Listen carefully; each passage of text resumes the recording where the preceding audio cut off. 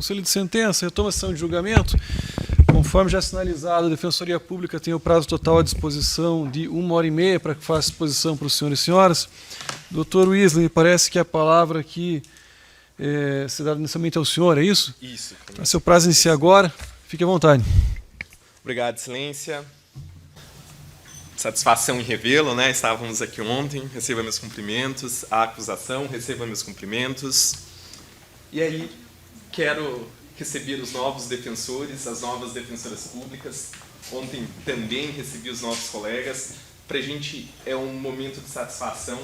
A Defensoria Pública no Estado do Paraná é a instituição mais nova do sistema de justiça, quiçá de todo o Brasil. Quando eu ingressei na carreira em 2013, né, já vão passar 10 anos, e hoje nós os recebemos, eu queria dizer a cada defensora e a cada defensor que o nosso dever institucional de promover assistência jurídica, ele vai ser constantemente atacado.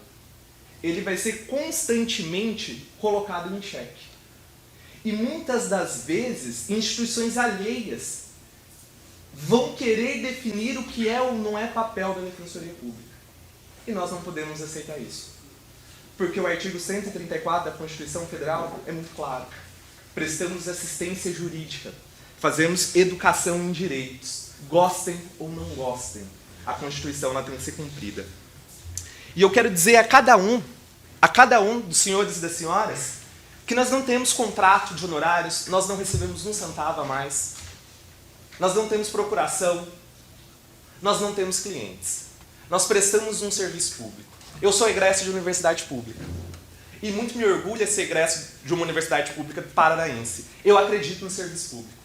E é por acreditar no serviço público que nós, como defensores e defensoras públicas, temos que devolver esse serviço à sociedade. Nós não fazemos caridade, nós não fazemos favor. Nós efetivamos um direito da população. Vocês que entram agora com esse sangue verde, né? Afiados na doutrina, na jurisprudência, sabendo tudo, isso é bom para oxigenar a nossa instituição. Sejam bem-vindos ao Paraná, estado muito acolhedor. Eu sou paranaense, eu sou do norte, sou lá de Maringá, vocês podem perceber pelo meu sotaque, conterrâneo do Dr. Guilherme de Paranavaí. Sejam bem-vindos. E o nosso papel aqui no Tribunal do Júri é sempre com a análise da prova. Nós analisamos prova. Quem atua no júri tem que ter a garantia de poder olhar no olho de cada jurado e ter a certeza que tudo que fala está nos autos. Porque os processos passam, a nossa história não. Quem diz quem sou é o meu passado e não o que eu falo. E nós, como instituição, temos que poder olhar na cara de cada jurado, de cada jurada, e ter a certeza que o nosso dever é passar a prova dos autos. Porque a decisão não é nossa. A decisão é do Conselho de Sentença. Quem se pretende atuar no Tribunal do Júri tem que aceitar que aqui nós não apresentamos tese, porque nós não somos alunos de doutorado. Aqui nós apresentamos a nossa compreensão do processo, para que a sociedade decida. Quero cumprimentar a dona Sandra e seus familiares, do respeito institucional da Defensoria Pública. Quero cumprimentar os familiares do Anderson, todo o respeito da Defensoria Pública. Quero cumprimentar você, Anderson, do processo remetido agora, né, pra gente. Fique tranquilo que a Defensoria Pública tem um compromisso de apresentar a prova dos autos aos senhores jurados. Quero cumprimentar o Álvaro, a Polícia Militar, e deixei para o final os cumprimentos que eu sempre faço aos senhores e às senhoras juradas, né? Hoje, 5 juradas e 2 jurados. Quero agradecer o comparecimento. Chegamos ao final da quinzena, o 4º júri. Dos 4 júris, 2 tiveram advogados e 2 são com júris da Defensoria Pública. E, em nome da Defensoria Pública, eu agradeço o comparecimento de cada um. Porque nós, o juiz, o promotor, a Defensoria, nós temos que vir. Os senhores não. Os senhores vêm contribuir com o nosso processo. E hoje, o que eu peço hoje aos senhores e às senhoras é que nos ouçam. Porque a justiça ela é feita ouvindo os dois lados. o único pedido que a Defensoria Pública faz é que nos ouça, para que nós possamos apresentar a prova dos autos aos senhores e às senhoras, para que tenham a plena tranquilidade de dar a melhor decisão. Como eu já disse, nós estamos recebendo os defensores em curso de formação, então, nessa semana dos 3 júris, todos eles serão eles que irão fazer.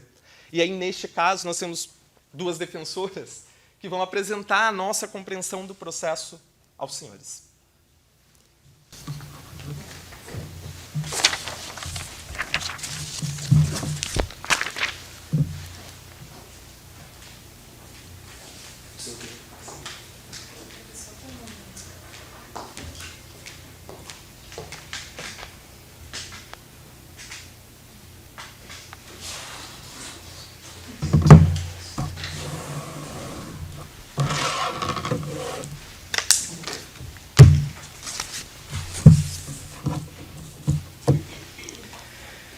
Boa tarde a todos. Em nome da Defensoria Pública, eu cumprimento o excelentíssimo juiz de direito, doutor Tiago. É uma honra estar realizando esse primeiro júri, já tivemos a oportunidade de fazer uma audiência juntos. Cumprimento o representante do Ministério Público, agradeço os cumprimentos iniciais também. Cumprimento muito especialmente os meus colegas defensores públicos. É uma honra enorme estar aqui nessa bancada com os senhores. Também aos meus colegas defensores que estão aqui acompanhando hoje, agradecer o trabalho de todos vocês. Sei que a tarefa de falar ficou comigo, com a doutora Giane e com o doutor Wesley, mas esse é um trabalho conjunto, onde todos pegaram esse processo gigantesco, 10 anos de páginas sem fim, e analisaram por dias até a gente chegar aqui. Então eu agradeço imensamente por isso. E é muito bom a gente ver que a gente está do lado de pessoas tão competentes e tão comprometidas com a justiça. Eu cumprimento os familiares que estão aqui presentes nos assistindo. A presença de vocês aqui é muito importante, porque o Anderson não está sozinho, né? Isso é muito importante nos júris. A gente vê que ele veio com as irmãs, com filhos, com sogros, com esposa. E aproveitando, eu cumprimento o Anderson também. Prometo que daremos o nosso melhor aqui no plenário para fazer a sua defesa dentro dos ditames da lei, dentro dos ditames do que é certo e do processo. Cumprimento muito especialmente a senhora Sandra. Quero dizer que, como mulher, eu entendo a senhora. E hoje o nosso papel aqui, enquanto defensoras públicas, é falar, porque todo mundo tem um direito de defesa. Todo mundo tem o direito a ter um defensor, um advogado, que seja. E qualquer coisa que for dita aqui não será contra a senhora, de forma alguma. Peço que nos compreenda da melhor maneira. Mas, inclusive, vou pedir desde já permissão para falar o que a senhora disse aqui, porque eu achei muito bonito. E eu acho que esse júri está aqui, especialmente, já como a promotora disse, para trazer um olhar da sociedade, aqui como a senhora, mas o papel da mulher na sociedade e a resposta que hoje a sociedade vai dar. E por isso eu cumprimento, por fim, mas não menos importante, os senhores jurados. É uma honra estar aqui perante os senhores. É o meu primeiro júri na Defensoria Pública do Paraná. Sou de Santa Catarina, já trabalhei em defensoria em outros estados, começando aqui agora. E eu quero dizer que o papel dos senhores hoje é o mais importante de todos. Porque se fosse fácil pegar esse tanto de processo, com esse tanto de prova e julgar, simplesmente entregaria para um juiz e ele ia decidir. Mas hoje os senhores têm uma missão prevista na Constituição, que é de poder decidir com a soberania do seu veredito e com a sua íntima convicção, por qualquer elemento que lhes faça entender qual é a resposta que a sociedade quer dar hoje.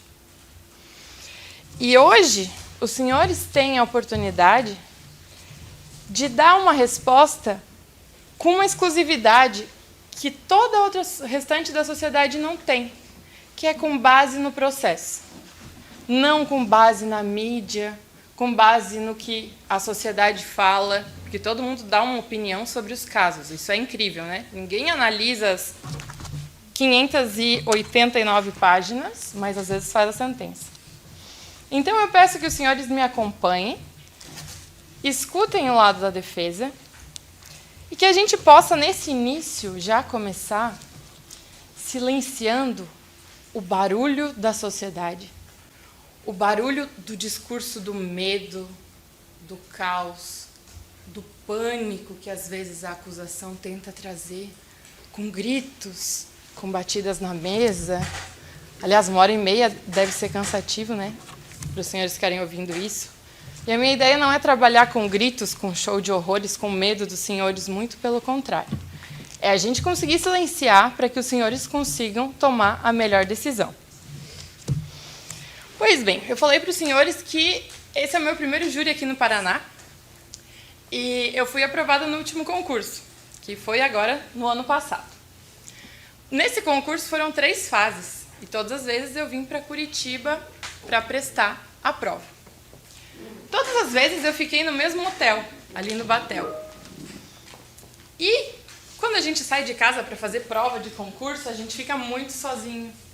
Dá aquele desespero de estar longe da família, de ter muito estudo, de achar que a gente não consegue. E a gente vai conhecendo pessoas nesse caminho que olham para a gente e naquele momento elas são um ponto de apoio.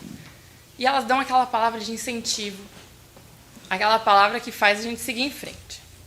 E todas as vezes que eu vim aqui para Curitiba, eu fiquei no mesmo hotel. E nesse hotel, o gerente, a gente sempre passava ali e trocava uma ideia, ele dizia, você vai passar, você vai voltar na próxima fase e ficar aqui no hotel. Você vai passar, você vai vir para a prova oral, vai ficar aqui no hotel. Até que chegou o dia que ele falou, você vai vir e a sua família vai ficar hospedada aqui no hotel para sua posse, eu tenho certeza que você vai passar. Deu certo, passei, minha família ficou hospedada nesse hotel novamente, a posse foi agora há alguns meses, e a vida ela não cansa de nos surpreender, não é mesmo? Quando chegamos para o atendimento do nosso réu do júri, pasmem os senhores, quem era o gerente do hotel que me atendeu todas as vezes e me apoiou todas as vezes que eu estava sozinha aqui em Curitiba? Era o Anderson. A cada vez que a acusação falou que ele não trabalhava, que ele, qualquer coisa que tenham dito, eu olhava para o Anderson que estava aqui do meu lado o tempo todo, vocês viram? Eu lembrava, mas eu conversei com ele todas as vezes que eu vim, ele me contou da filha que nasceu durante a pandemia, e a gente conversava. E aí eu vi que, às vezes, a vida nos surpreende de tal forma que a gente aprende a olhar as coisas de um jeito, mas pode mudar essa perspectiva. Porque existem casos de júri que são fáceis, casos que são difíceis e casos que são trágicos. E esse, para mim, é um caso trágico, que acontece em muitas famílias, que acontece em muitos lugares. Como a acusação trouxe, é algo comum que pode acontecer com qualquer um. E aí, conversando com o Anderson, eu fui pensar, mas como assim? Quando foi que isso aconteceu? E aí a gente foi ver que o Anderson, na verdade, os senhores podem acompanhar aí no processo, na folha 640, 635, ele tem carteira assinada desde 2001. Ele sempre trabalhou. Quando ele não trabalhou, em alguns períodos, como a própria senhora Sandra falou, ele estava em casa cuidando dos filhos, que nós mulheres sabemos também é um trabalho, né? A própria dona Sandra falou que ele estava em casa cuidando dos filhos. Então, ao contrário do que a acusação traz, o Anderson é uma pessoa que está na sociedade, que está trabalhando, que está com uma esposa, uma nova família, que seguiu a vida. E naqueles 10 segundos, ou 10 minutos, em que os fatos aconteceram, a gente não está aqui para negar, para inventar teses mirabolantes, até muito forçadas, as do Ministério Público, mas não, a Defensoria não está aqui para vir aqui trazer teses mirabolantes, apesar de que tantos anos dando para concurso, eu poderia trazer. Mas a gente está aqui para falar as coisas como elas são. E aí que eu trago para os senhores que o seu Anderson também já foi jurado. A gente juntou no processo folha 646, assim como os senhores. Ele estava na sociedade e ele seguiu a vida dele. Desse modo, por não estarmos aqui para negar fato nenhum, eu já peço, Excelência, o reconhecimento da confissão quanto aos fatos para causa de diminuição da pena. Mas eu trago para os senhores uma primeira reflexão, porque o papel da Defensoria também é uma educação em direitos, e muito embora seja algo muito difícil, é nossa missão estar aqui falando sobre isso também, que esse discurso todo sobre a violência contra a mulher, a gente sabe a realidade do Brasil, a gente sabe a realidade do mundo, mas eu quero chamar a atenção para um ponto muito importante. Até trouxe um livro feminista que me ajudou nessas reflexões, de qual é a primeira regra feminista quando a gente fala em reparar algo para a mulher. Até a palavra reparar é meio, né? Mas qual é a primeira regra quando uma mulher fala sobre algo, quando uma mulher reivindica algo? Qual é a primeira coisa que a gente deve observar? É a autonomia da mulher. O que essa mulher quer? Será que essa mulher queria 10 anos de processo que ela está prestando depoimento e de novo, a acusação fazia perguntas e eu ficava mal de ver que a senhora Sandra tinha que responder de novo o que estava acontecendo. Mas no final do depoimento da senhora Sandra, ela chegou num ponto crucial que até é destacado, dona Sandra, aqui no livro, como o auge quando a mulher sofre uma violência e ela dá uma resposta não só para ela, mas uma resposta para o mundo. E foi o que a senhora fez aqui hoje. Que é o momento em que a mulher consegue ver o que aconteceu e decidir o que ela quer diante daquilo. E mais do que isso, ela diz, dona Sandra falou aqui, eu já perdoei, ele é insignificante para mim.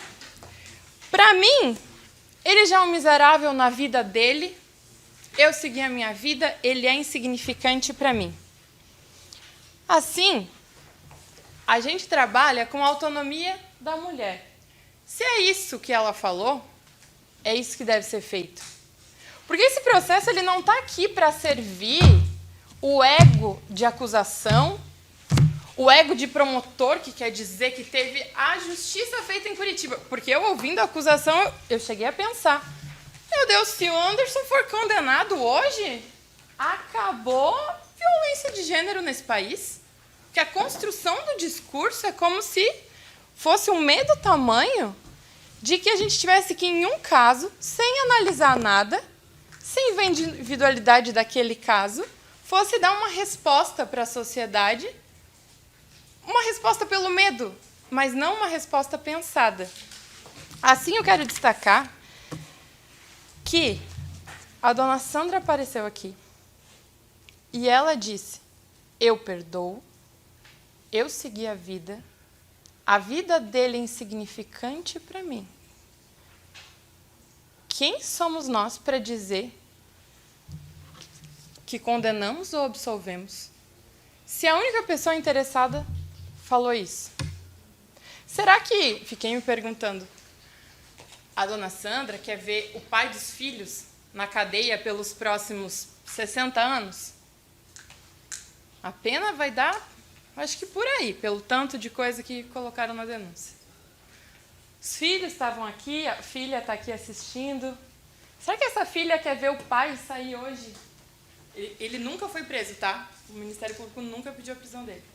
Será que ela quer ver o pai indo para a prisão? A filha dele, de 2 anos, quem é que vai criar e sustentar? Isso faz a gente pensar na própria função, né, da pena. Porque qual é a função da pena? Agora, 10 anos depois, ele vai ser preso 10 anos depois, 11 anos depois ele vai ser preso. Para quê? Se a função da prisão é segregar uma pessoa, porque ela não pode conviver em sociedade, para depois ressocializar ela. Ele já está em sociedade, ele já tem uma nova família, os sogros estão aqui, as irmãs, a filha. Faz sentido? E, aliás, até o termo sentença, né, doutor Tiago? Sentença vem do sentir. E hoje a função dos senhores é sentir a pena de alguém. E, embora esse discurso possa parecer meio, né, onde a gente quer chegar, eu estou falando isso porque os senhores têm a possibilidade de decidir com base na convicção dos senhores.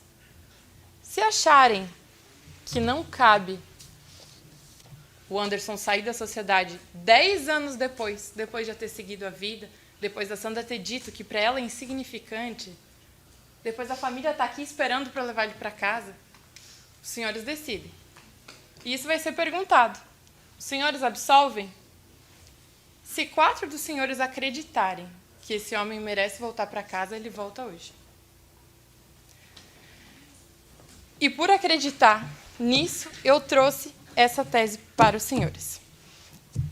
Pois bem, partindo para o processo especificamente dito, eu quero começar pelo começo e quero a atenção dos senhores para uma informação muito importante, que a acusação fez aqui um discurso muito bonito de que a justiça tarda, mas não falha. Eu quero dizer que a justiça tarda, ela é falha.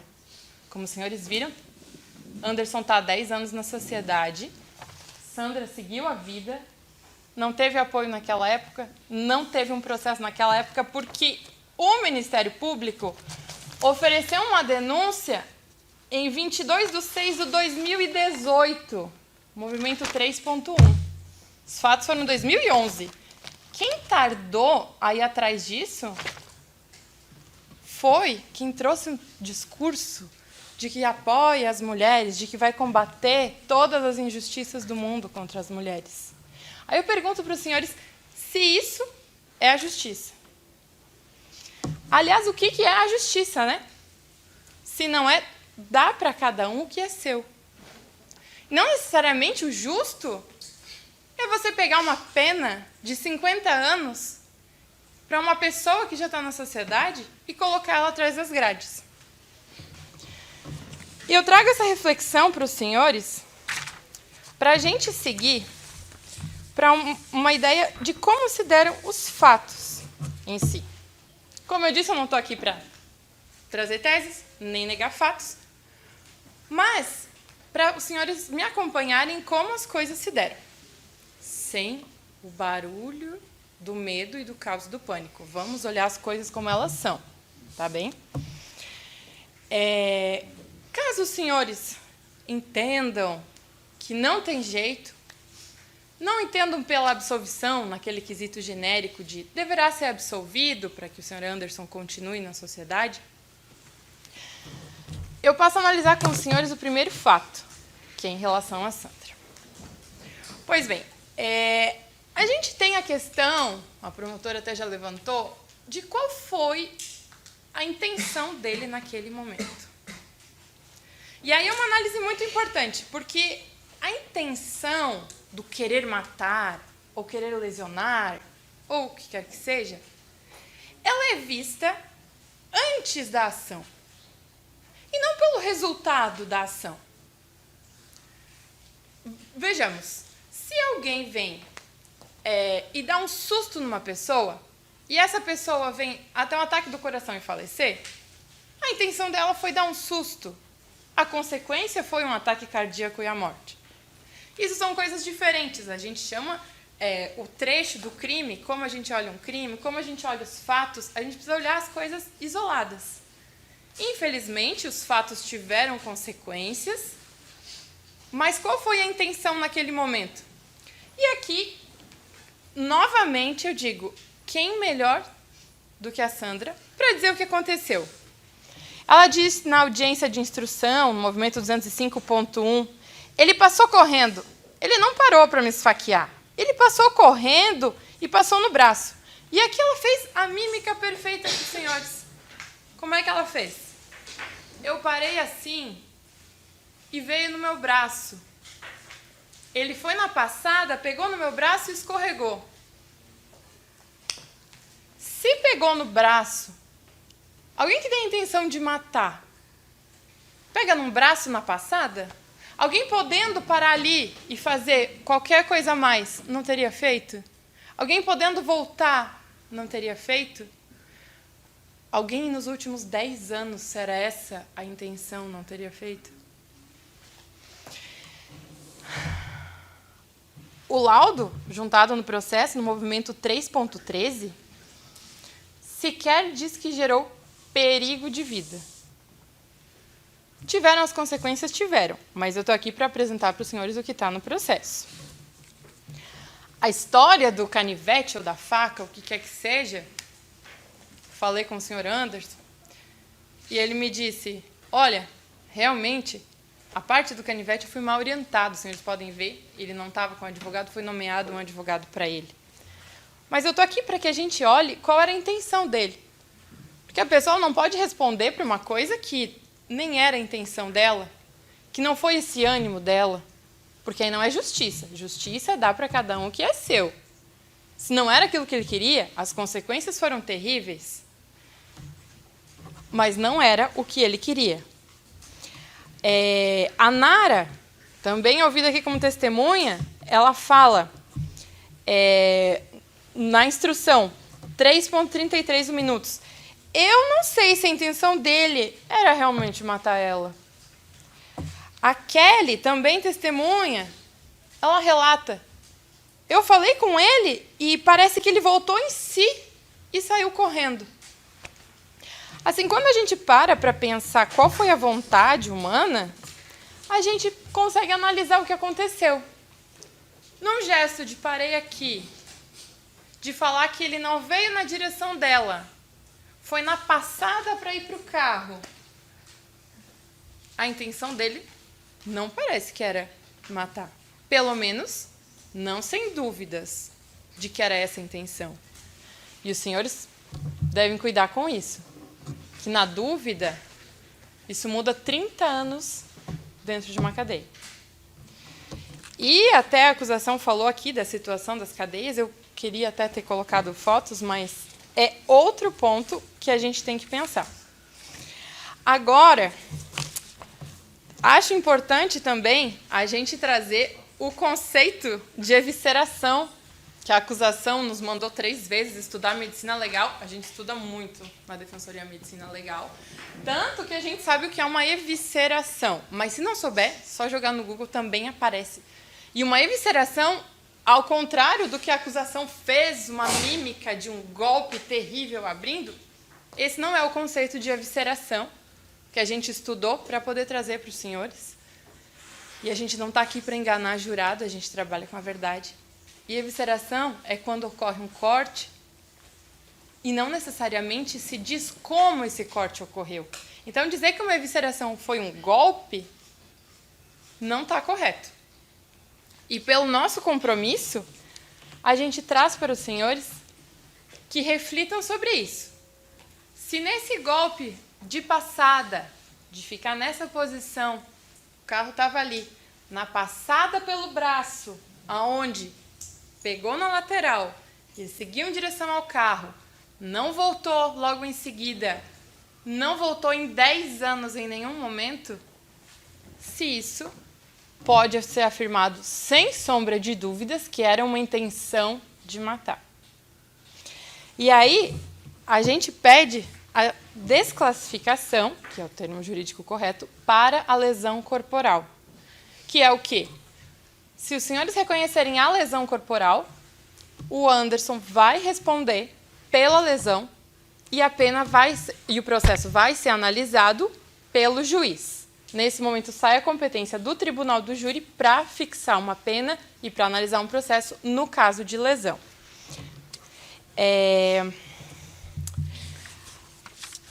Caso os senhores entendam que houve, sem sombra de dúvidas, uma total intenção de matar, eu passo para as próximas teses, para a gente conseguir explicar um pouco como funciona essas qualificadoras e como a gente pode analisar isso. A primeira delas é o motivo fútil. O motivo fútil, na denúncia, ele é dito como o ciúme e a possessividade sobre a Sandra. E, novamente, eu volto para as palavras da Sandra, porque eu acho que esse processo ele não serve de nada, ele não está aqui para satisfazer ego de nenhuma instituição, mas ela disse que não havia ciúme, porque não havia amor. A própria Sandra disse aqui para os senhores, não sou eu que estou dizendo, não é tese da defesa, mas a Sandra esteve aqui e disse agora, não, a gente casou porque eu engravidei, a gente ficou junto esse tempo, mas ciúme não foi. E a acusação aqui insistindo, não, mas não sei o quê, dona Sandra, não era essa a questão. Não tinha ciúme, abre aspas, nunca teve amor para ele ter ciúme. Ele não tinha ciúme. Nesse momento, ela fala ainda, na instrução, essa desculpa de que ele fez por ciúme, não, a gente estava separado.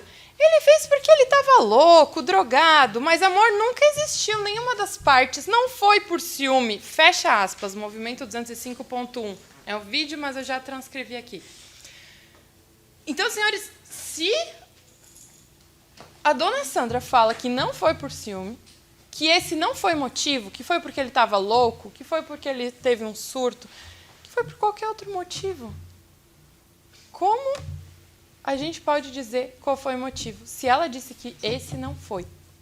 Pode ser qualquer outro motivo, que não nos cabe aqui julgar os motivos de uma pessoa. Nos cabe aqui julgar um processo e a acusação diz, foi por ciúme. E a maior interessada está aqui falando, não foi. Não, essa não era a causa. Não vem ao caso. Então, aqui, eu trago ainda até o próprio depoimento do Alisson, que também esteve aqui hoje, que, aliás, negou já várias vezes. Até um dos jurados perguntou aqui, tá, mas esse relacionamento começou, não começou? Estavam juntos, não estavam juntos? Até ele falou, não, a gente não tinha um envolvimento amoroso para gerar um ciúme ou algo assim. Ou seja, eles estão falando que não era esse o motivo. O Alisson falou, não, eu acho que não era isso porque a gente não estava com um envolvimento tão grande e logo depois terminou.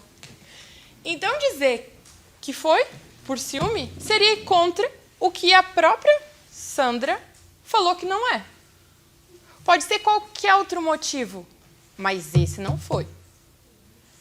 E a decisão do senhor está vinculada à denúncia que o Ministério Público fez. Os senhores têm essa ligação de dizer sim ou não para esses quesitos. Esse, do motivo do ciúme, não foi. Pode ser qualquer outro, pode ser. Esse não foi. Porque a dona Sandra veio aqui e disse. E o Alisson veio aqui e disse também. E até esse motivo fútil do ciúme foi colocado como uma das qualificadoras no caso dele. O que fica muito estranho, porque aí teria atacado ele por ciúme se ele mesmo, na instrução, falou, na época a gente não estava junto, na época não estava nada assumido, ele até usou a expressão de, na época a gente tomava uns cuidados, assim. Até foi falado aqui que na época ele estava em outro relacionamento também. Então é algo muito sensível para a gente simplesmente sair julgando e dizendo que foi esse o motivo. Quando a Sandra esteve aqui e afirmou que não foi esse. Deixa eu só cuidar o meu tempo aqui. Senhores, eu trago, além dessas duas hipóteses para os senhores pensarem, do motivo e da desclassificação, eu trago para os senhores como vai funcionar a aquisitação. Não sei se os senhores já fizeram outros júris ou não, mas é nosso dever também explicar esse momento e como esse momento ele funciona. porque é muito importante que os senhores tenham atenção ao votar, porque o primeiro quesito vai ser se os fatos ocorreram ou não, a materialidade, e o segundo quesito vai ser sobre a autoria, se ele foi autor ou não. Aqui a gente não está para discordar, ninguém está aqui para dizer o que não aconteceu, ninguém está aqui para justificar o injustificável. Mas o terceiro quesito, os senhores serão perguntados se, assim agindo, o réu tentou matar a vítima, resultado que não alcançou por circunstâncias alheias à vontade, em virtude do socorro prestado pela irmã da ofendida e do pronto atendimento médico prestado. Aqui é o momento em que a gente pede que os senhores votem que não, porque aí haverá desclassificação para lesão corporal. Ou seja, será dito que ele não teve a intenção de matar e que ele responderá sim pela lesão. Não há impunidade, porque vai receber uma pena, mas é somente dar a ele o que ele fez. Qual foi a intenção dele? Então, nesse ponto, eu peço que os senhores prestem muita atenção, que no terceiro quesito seja votado que não, para que haja desclassificação. Não vai ser perguntado especificamente a palavra desclassificação para lesão, mas somente se assim agindo só não ocorreu por circunstâncias alheias à vontade. Não, neste terceiro quesito. Mas caso não seja esse o entendimento para os senhores, a quesitação ela continua e a gente vai para o quesito que eu falei lá no começo. O jurado absolve o acusado. E nesse quesito, senhores, a gente pede muita atenção e a gente pede uma reflexão dos senhores. Eu peço até se puder colocar, por gentileza, as fotos que estão no final do processo. Deixa eu ver. Sabe qual página que está? Qual é o movimento? As fotos deles. 607, por favor.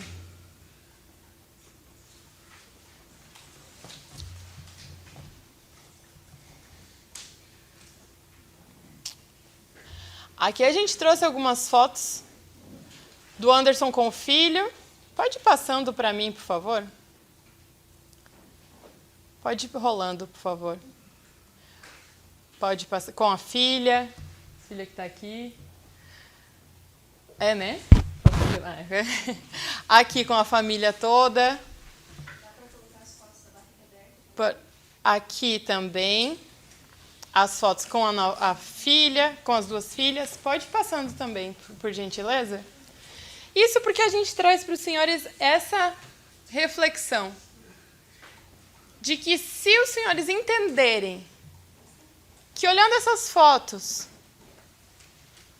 que analisando tudo o que aconteceu, que pensando daquele fato, não só aquele momento, mas aquele fato para frente, o que aconteceu nos últimos 10 anos? Eu pergunto para os senhores, quem eram os senhores há 10 anos atrás? Imagine os senhores serem julgados por quem era há 10 anos atrás. Então eu trago essa reflexão para os senhores, agora o Anderson com a esposa, a filhinha que vai fazer 3 anos, para que se os senhores entenderem que ele deve, que ele pode, que ele vai voltar para casa com a família, que no quesito o jurado absolve o acusado, respondam que sim. Caso não seja esse o entendimento dos senhores, a quesitação continua, e aí os senhores serão perguntados sobre o motivo fútil do ciúme e da possessividade. E nesse ponto eu peço que a resposta seja não, uma vez que a Sandra afirmou aqui várias vezes que não foi esse o motivo. E passa-se a quesitação também quanto ao Alisson, e ali vai ser quesitado também o ciúme, e eu peço que a resposta dos senhores seja também que não. Já me encaminhando para o final da fala, eu queria só agradecer a atenção dos senhores e trazer essa reflexão, porque o papel da defensoria é não só fazer defesa de quem não tem defesa, é muito mais do que isso.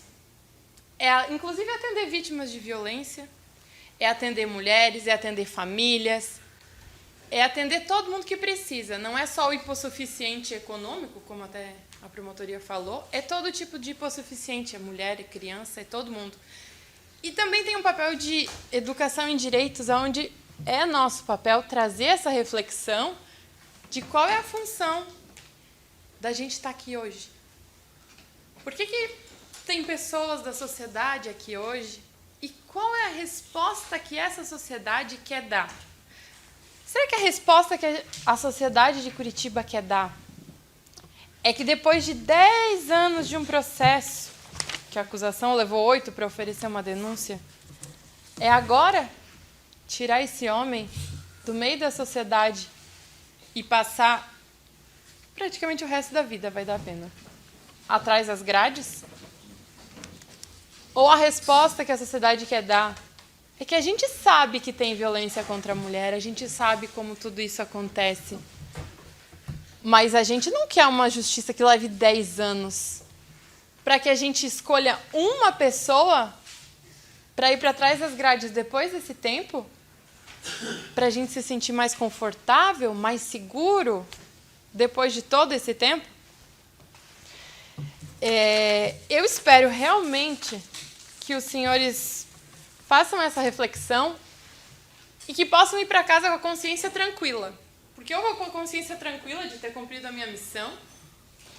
E eu espero que os senhores vão com a consciência tranquila de que o Anderson vai poder ir para casa hoje com a família que está aqui toda esperando. Que os senhores saiam sabendo que cumpriram o dever do que é mais justo na sociedade. De dar para cada um o que é seu, mas não dar respostas como pelo ódio ou pelo medo, que o feminismo não é o contrário do machismo, que não é respondendo no ódio que a gente vai conseguir chegar em algum lugar. Que esse processo não é impunidade, mas é mostrar que as coisas devem ser feitas do jeito certo. Senhores, eu agradeço imensamente a atenção e eu passo a palavra agora para a minha colega, a doutora Giane, para que ela dê continuidade aqui na nossa defesa. Tá bem? Muito obrigada pela atenção.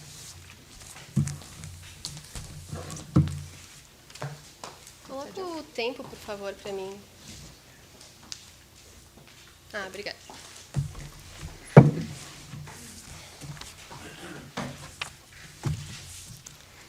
Boa tarde a todos. Eu vou estender os cumprimentos já feitos pelo Dr. Weasley e pela doutora Helena, para a gente não se alongar muito.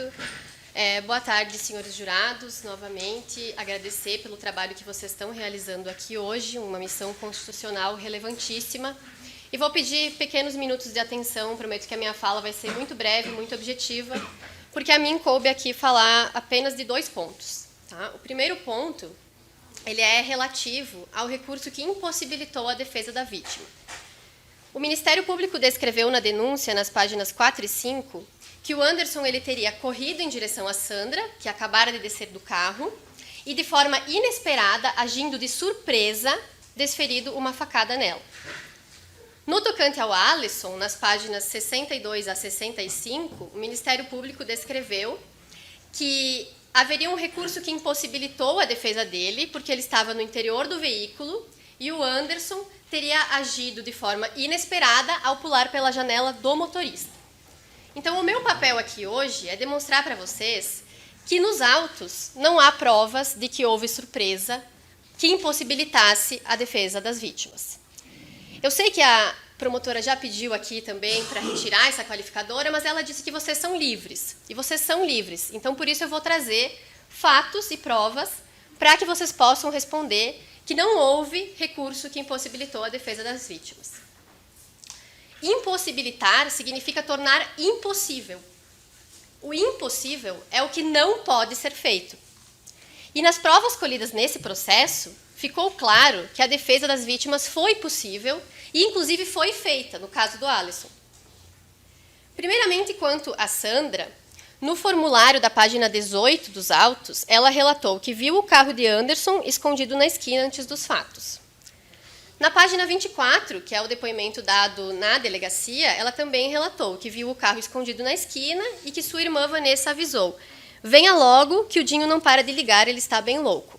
Ou seja, ela sabia que ele estava no local e também se dirigiu à casa dele para ligar para a irmã dela, confirmando que ele estava no local. Isso está na página 24 do PDF, dos autos do processo. Surpresa, senhores jurados, relembrando o que é surpresa. É um fato não anunciado previamente. Surpresa é um fato inesperado, repentino. É algo que acontece e espanta.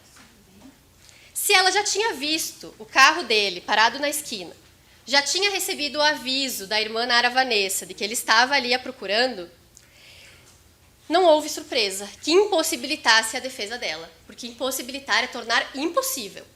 Impossível é aquilo que não pode de nenhuma maneira ser feito.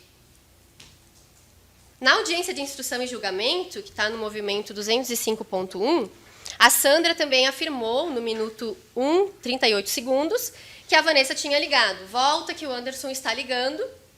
E ela também disse que passou pela esquina aos 2 minutos e 27 segundos e falou assim, ele está por aí.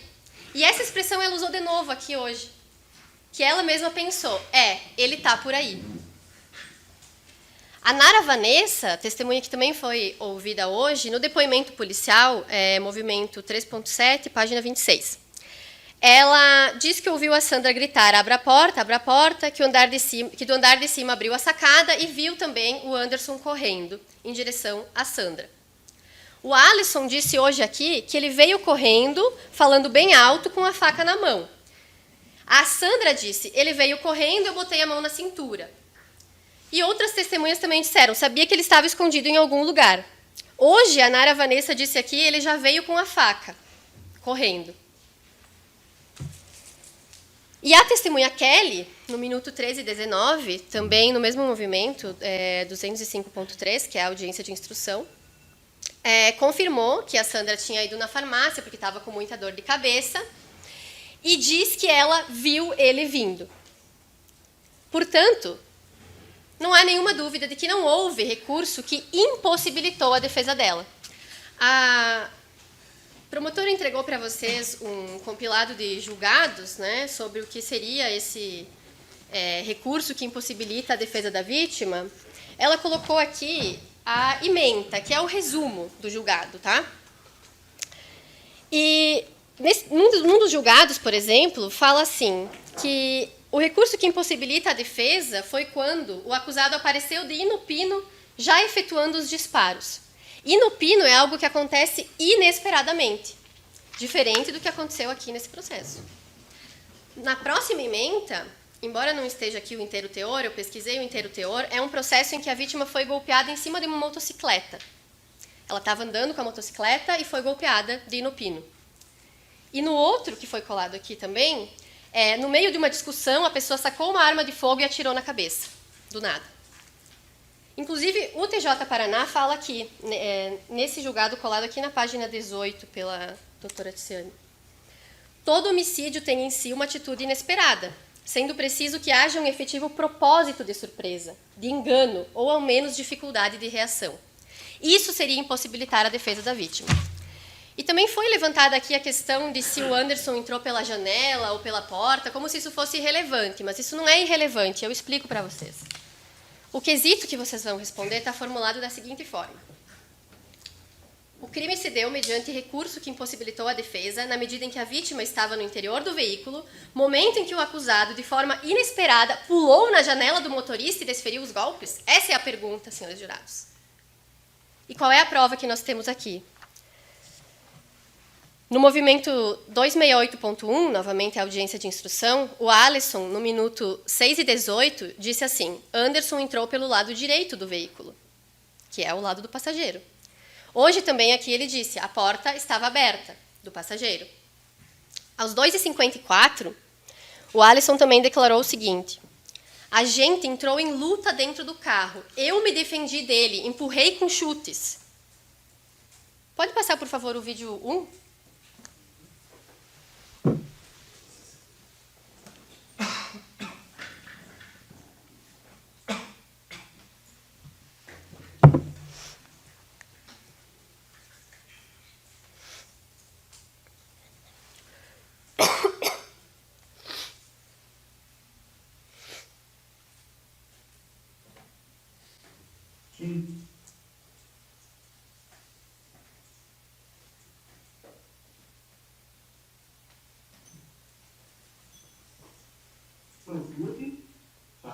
do meu carro. Mas ele foi com uma faca para cima do senhor? Sim. Ele entrou no meu carro com a mesma faca que ele atingiu a outra vítima. E tentou ir para cima do senhor com a faca? Veio para cima. Ele entrou em luta dentro do carro, até porque eu tinha que me defender, né? Não estava entendendo o porquê disso. E aí meu carro começou na rua, devagarinho, entrar em... Obrigada. Então, como vocês puderam ver novamente, mas o Alisson também afirmou aqui hoje que ele se defendeu como ele pôde, de dentro do carro, dando chutes. E também não houve, portanto, surpresa. Imaginem que ele declarou aqui que viu a facada da Sandra e depois o Anderson correu para o carro dele. Então, como ele poderia ser surpreendido se ele já estava presenciando tudo o que estava acontecendo no momento? É por isso que, quanto a esse quesito, tanto quanto a vítima Sandra, quanto ao Alisson, a defesa pede que vocês respondam que não houve recurso que impossibilitou a defesa da vítima. Novamente, tendo em vista que o impossível é aquilo que não pode ser feito. E aqui foi declarado pelo Alisson que ele se defendeu como ele pôde. E, por fim, o último ponto que coube a mim destacar é esclarecer aos senhores jurados que no Código Penal, no artigo 121, parágrafo 1º, há uma causa de diminuição de pena. Embora a doutora já tenha levantado anteriormente, que o juiz pode reduzir a pena de 1/6 a 1/3 nos casos em que a pessoa age sob o domínio de violenta emoção, logo em seguida a injusta provocação da vítima. Eu estou lendo o artigo aqui. Então, coube a mim trabalhar a prova desses autos para demonstrar para vocês que o Anderson, naquele momento, em 2011, ele estava agindo dominado por uma violenta emoção no tocante ao fato relacionado ao Alisson. No dia dos fatos, conforme já foi narrado aqui, ele estava, segundo o Anderson, ele estava mais ou menos brigado com a senhora Sandra. Eles foram casados por 10 anos e houve muitas idas e vindas. Então, para ele, isso não era o fim do casamento. Ela disse que estava separada há 6 meses. No entanto, nesse dia, eles foram todos almoçar juntos. A Sandra disse na delegacia, na página 23, que depois do almoço o noticiado foi embora e estava tudo bem. Com isso, o Anderson esperava que, com essa atitude de reaproximação e de almoçar juntos, que fosse possível uma reconciliação. Ele disse, e a própria Sandra disse aqui, que ele queria reatar o relacionamento com ela. Só que chegou a noite, no momento de os filhos poderem ir para a casa dele, porque era um combinado entre eles, não tinha nada fixado de qual dia dormia com qual. Ele tentou procurar ela para que os filhos dormissem com ele. Começou a ligar, ela não atendeu, tudo que vocês já viram aqui na instrução. E ele decidiu ir atrás, para saber onde ela estava, para encontrar os filhos também. Ocorre que ele chegou naquele momento e viu a Sandra com o Alisson. E foi tomado por um sentimento de frustração, de decepção, de indignação. Isso se relaciona, inclusive, com o fato de que o Alisson não teve a hombridade de reconhecer que estava, sim, em um relacionamento com a Sandra. Inclusive, hoje, aqui perguntado, se depois dos fatos eles continuaram se relacionando, a Sandra disse que sim, por mais de 1 ano, aproximadamente 1 ano, continuaram se relacionando, que ele a viu no hospital e tudo mais. Ele foi mais evasivo e disse, não, a gente se afastou, não durou, não sei o quê. Na audiência de instrução, ele disse que não, que ela era uma conhecida de anos e anos, e que no momento, eu estou lendo aqui, movimento 268.1, Alisson, minutos 1:27 a 1:35, tá? Não, era uma conhecida de anos e anos. Hoje, ele disse que não disse isso. A defensora da época, a advogada, desculpe, perguntou para ele, quando você foi lá na delegacia prestar seu depoimento, esclarecer os fatos, você lembra desse fato? Confirma ter ido com ela na farmácia? Ele diz, 11:19. Deu levar na farmácia? Não, isso daí não foi assim que aconteceu, não é verdade. Já hoje ele disse que talvez levou na farmácia, talvez levou no mercado. O depoimento dele conflita com a versão dela, porque ela diz que sim, que eles estavam em um relacionamento, paquera, conhecendo, enfim, não precisa nomear esse relacionamento, não precisa rotular o relacionamento das pessoas, e que tinham ido até a farmácia. Ninguém aqui está dizendo que a Sandra não pode seguir a vida dela e ter o relacionamento que ela quiser, ninguém aqui está rotulando o relacionamento das mulheres. A defensoria, inclusive, também atua pelas mulheres.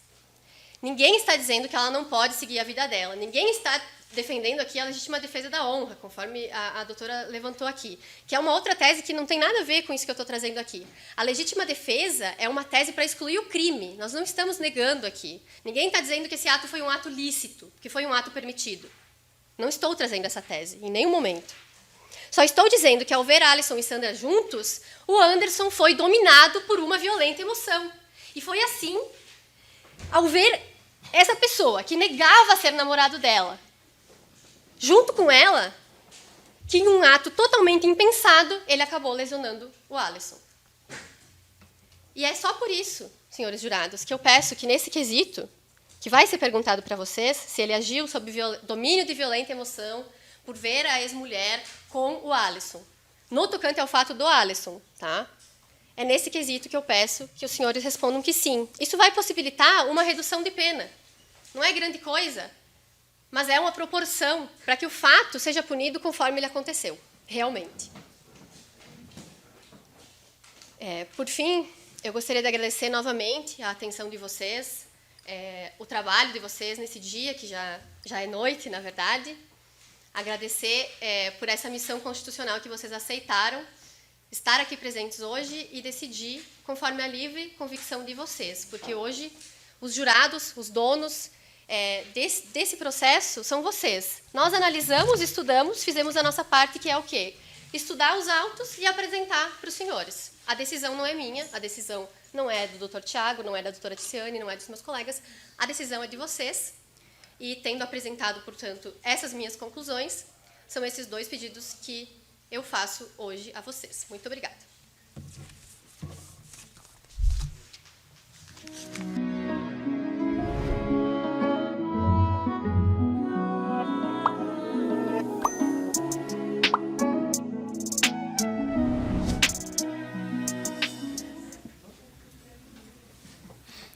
Então, conselho de sentença, a gente retoma a questão de julgamento, né? A Defensoria Pública tem um prazo de exposição total de 1 hora para que faça a exposição aos senhores e senhoras em tréplica.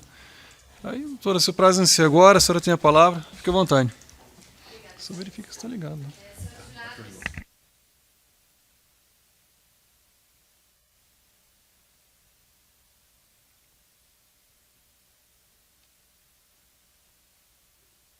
Alguns apontamentos feitos, então, pela representante do Ministério Público. Primeiramente, sobre a questão da violenta emoção, que a doutora trouxe aqui, que seria impossível que, em segundos, né, ele não teria agido com violenta emoção no tocante a Sandra, e em segundos viria essa violenta emoção para ele agir no tocante ao Alisson. Em nenhum momento foi dito que essa violenta emoção não estava presente em todo o momento, nos dois fatos. Contudo, não houve nenhuma injusta provocação por parte da Sandra, e é por isso que não tem esse quesito ali no fato relacionado a Sandra, e somente no fato relacionado ao Alisson. E também foi dito pelo Ministério Público que a violenta emoção não foi nominada, porque o único nome possível seria ciúme. No entanto, eu nominei sim essa emoção, e vou repetir aqui. Eu nominei de frustração, decepção, indignação, o nome que vocês preferirem dentre esses, mas foi sim nominada essa violenta emoção que o Anderson estava sob o domínio dela no momento em que agiu. Por isso, novamente, peço que nesse quesito, quando questionados, respondam que sim. E o segundo ponto, que também a Kelly, quando ela foi ouvida nas páginas 39 e 40, ela disse o seguinte, que o Anderson sempre foi uma pessoa bacana, que não parecia que era ele quem estava fazendo aquilo, pois foi um ótimo pai, e no dia estava fora de si, que acredita que ele deve ter perdido a cabeça quando viu a noticiante com outro rapaz. Então, sim, há provas dessa violenta emoção. Há provas de que ele estava dominado de violenta emoção. Há uma testemunha dizendo, desculpa, inclusive, que ele estava fora de si, que não parecia que era ele quem estava fazendo aquilo. Então, essas são as provas que a Defensoria Pública traz para que vocês tenham, sim, um respaldo para responder que sim, neste quesito. O segundo quesito, que foi levantado aqui pela representante do Ministério Público, e que diz respeito à minha fala, é no tocante ao recurso que impossibilitou a defesa da vítima. Foi trazida aqui a palavra dificultou. No entanto, se o recurso dificultou ou não a defesa da vítima, isso não importa, não é isso que está sendo perguntado. Se essa fosse a pergunta a ser feita, o Ministério Público deveria ter colocado isso na denúncia. Mas não foi isso que foi colocado. Foi colocado recurso que impossibilitou a defesa das vítimas. E, novamente, impossibilitar é tornar impossível. Impossível é o que não pode ser feito.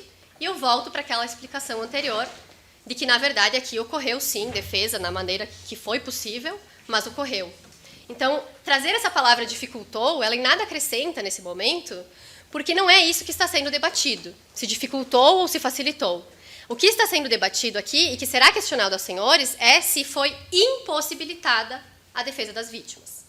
Então, são esses dois pontos que eu gostaria de trazer para os senhores, porque foram trazidos pela representante do Ministério Público, e para os demais pontos eu vou passar a palavra para a minha colega Helena, que vai finalizar, então, a nossa explanação de hoje. Muito obrigada.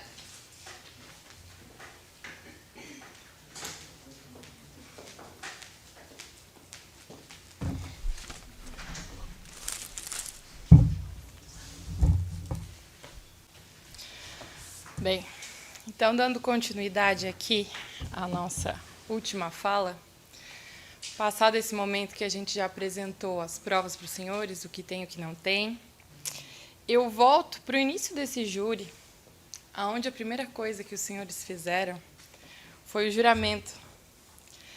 E nesse juramento a gente tem que prestar muita atenção, porque a fala da acusação, ela coloca quais foram os poderes, o que a Constituição disse, o que não disse, mas o mais importante aqui hoje é o poder que a Constituição deu para os senhores. E os senhores têm um poder de ser justo segundo o que os senhores acreditam que é a justiça, e não segundo a lei, e não segundo a vontade de qualquer uma das partes aqui. A gente está aqui só para auxiliar que os senhores decidam conforme os senhores acharem justo. E, por isso, o Código de Processo Penal, ele prevê o artigo 471, justamente, o artigo 472, justamente esse juramento, que, em nome da lei, os senhores juraram proferir a decisão de acordo com a vossa consciência e os ditames da justiça. E o que significa isso? O Ministério Público, ele é preso na acusação, ele é preso na lei, ele é o fiscal da lei. Os senhores não são presos nisso. Os senhores juraram decidir conforme a consciência e os ditames da justiça. E por isso eu busco essa consciência dos senhores para dizer que aqui a gente não está buscando impunidade, como foi dito. Ninguém aqui está buscando impunidade. A gente está buscando o que é mais certo em cada caso. Porque aqui não está sendo julgado caso em massa. Os senhores não julgam conforme estatística de quantos casos de violência ou de feminicídio teve no Brasil, teve no Paraná. Hoje os senhores estão julgando o caso do Anderson. Só esse caso, tá bem? E sobre esse caso, eu quero destacar, rebatendo aqui o que foi trazido pelo Ministério Público, que, como eu disse para os senhores, os fatos foram em 2011 e a denúncia do Ministério Público só foi oferecida em 2018. Então, todo esse tempo que não teve nada se movimentando, que não teve uma denúncia oferecida, a responsabilidade não é do Anderson. Porque ele foi a denúncia foi recebida no dia 20/7 de 2018, está na folha 66. E no dia 19/9 de 2018, 2 meses depois, ele já estava citado e o processo andou. Então, dizer que o processo levou 10 anos, por qualquer motivo, que não a demora do próprio Ministério Público, não é verdade. Os senhores podem ver, na primeira página do processo, tá, que foi 2018, essa denúncia. Ele nunca ficou foragido, inclusive ele está solto. Inclusive ele seguiu a vida, inclusive ele veio espontaneamente sentar aqui, se apresentar para os senhores. Porque ele acredita em cada um de vocês aqui. Ele acredita que vai voltar para a família que está aqui hoje. Ele acredita que, se ele tiver que pagar, vai pelo que ele fez. E assim eu sigo para a quesitação que vai ser feita para os senhores. Nesse caso, o primeiro ponto que a gente trouxe foi a desclassificação. quanto aos fatos com a Sandra, que a intenção não foi de matar. Não tem como a gente ler a mente de alguém. Ninguém consegue, nem a acusação, nem a defesa, ler qual foi a intenção de alguém. Mas pelos fatos que a gente trouxe, dá para ter uma noção. Dá para ver que ele não teve intenção naquela hora, que ele estava numa violenta emoção, e mesmo assim foi numa passada, foi no braço. Assim, quando perguntados sobre o quesito de que se tentou matar a vítima, a resposta nesse caso, a gente pede que seja não, porque ele não tentou matar. A intenção não foi essa. Passando para o próximo passo, caso siga a quesitação, lembrando que nesse caso da desclassificação vai para o juiz. Também não é impunidade, como foi tentado passar para os senhores. Nenhum momento é impunidade. Passando disso, caso vá para a quesitação do homicídio, se os senhores assim entenderem, será perguntado quanto ao motivo fútil do ciúme. E como a gente já explanou aqui, em ambos os casos, a questão não era o ciúme em si, mas sim todo um contexto daquele dia, de um contexto em que ele teve a frustração de passar o dia com a família e no final do dia não viu os filhos, a decepção, a raiva, o medo, qualquer outro sentimento humano. Isso a psicologia explica, o direito não explica. O direito o MP colocou como ciúme. Não foi esse o motivo. Assim, quando perguntados quanto ao motivo ciúme, a defesa pede que os senhores votem que não foi esse o motivo. Eu trago ainda uma reflexão quanto à opinião da vítima e à autonomia da vítima. E é engraçado que parece que uma hora a palavra da vítima vale e uma hora não vale. Uma hora a palavra das mulheres falando vale, outra hora não vale. Mas quem é que vai dizer quando vale ou quando não vale? É muito sensível hoje a gente tentar trazer essa resposta como uma resposta para todos os casos envolvendo violência sendo julgados em uma única pessoa. Se a gente for pensar, a acusação apresenta, na verdade, um discurso do medo, do ódio, do pânico, da violência, que fala das vísceras e todas essas palavras assustadoras, e a gente não está aqui para negar isso. Mas me assusta profundamente quando uma acusação acha que é um absurdo a gente colocar uma foto da família. Como se uma pessoa que cometeu um erro não pudesse nunca mais voltar a ser alguém. Não pudesse ter uma família, não pudesse ter filhos, não pudesse reconstruir a vida, não pudesse ter a convivência com os próprios filhos que foram morar com ele. Então, nesse ponto, eu queria trazer para os senhores a ideia de que a gente tem uma responsabilidade, nesse caso, de apresentar uma resposta para a sociedade, e uma resposta que eu quero que os senhores reflitam, conforme diz aqui, com base na consciência e nos ditames da justiça. E, aliás, tanto é verdade que a prisão não ressocializa, que até o documento que a acusação trouxe aqui para os senhores, eu vou até ler aqui na página 42, achei muito interessante, em que diz assim: perfil dos homens em ressocialização, as vítimas da violência. Questão: foi melhor participar desse grupo de reflexão, que é o que fala aqui, que cumprir outro tipo de pena? Respostas, abre aspas, com certeza. Aqui, além de aprender sobre as leis e poder passar adiante o que aprendeu, do que ficar preso em um lugar desumano, que é um presídio. Lá só estraga ainda mais a pessoa. E ele continua: se eu, por exemplo, tivesse recebido uma pena num regime fechado, não aprenderia nada. E no grupo eu tive uma visão real dos fatos.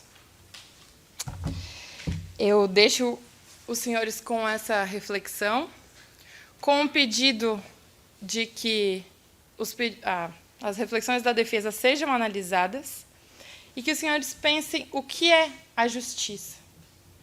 Que a justiça nem sempre é punir, nem sempre é ver alguém indo para a cadeia 10 anos depois de um fato, quando a pessoa já está ressocializada.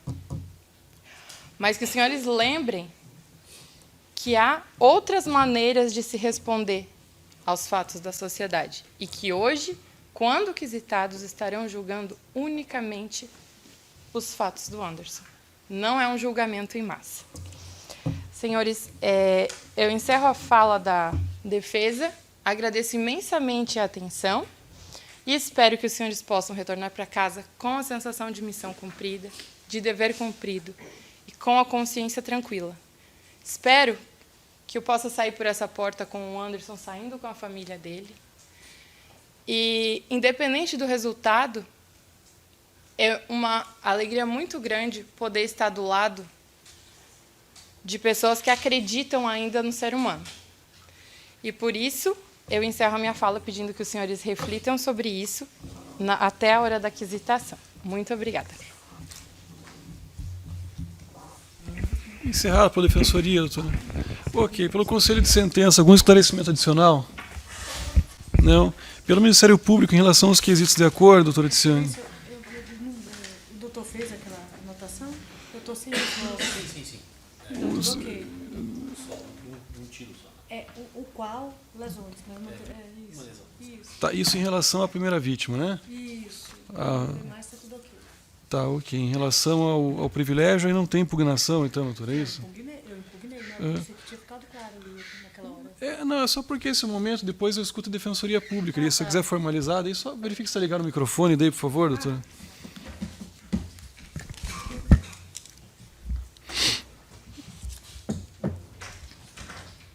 Posso falar? Sim, claro. Ok. Bem, Excelência, o Ministério Público pede a impugnação em relação ao quesito que se relaciona ao privilégio, notadamente a segunda vítima.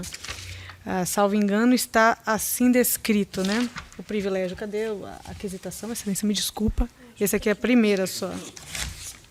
Eu queria só dar uma olhadinha, coisa rápida, a segunda página. Muito obrigada. Aqui. O segundo quesito está assim narrado em relação à vítima Alisson, né? O réu agiu sob o domínio de uma violenta emoção logo após a injusta provocação, na medida em que a vítima estava em relacionamento com a ex-esposa do acusado.